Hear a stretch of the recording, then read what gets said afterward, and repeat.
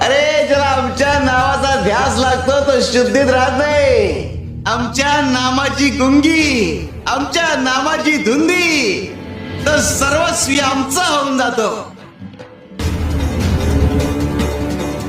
ज्याचे भाग्य चांगलं असेल त्याला आमच्या नामाचा छंद लागेल आणि त्याच्या मुखात सतत नाम जप असेल. आमच्या नामाची गोडी निर्माण होईल. ध्यानी मनी स्वप्नी ही नाम संजीवनी वदनी असेल. त्याला निरंतर सुखाची प्राप्ती होईल.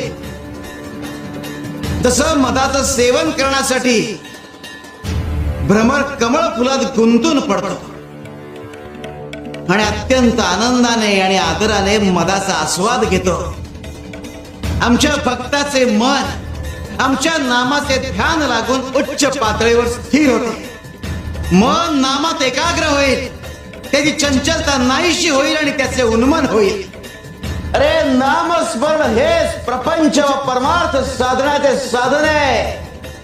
शिवाय शंकर तमाम शंकर शिवशंकर शंभो.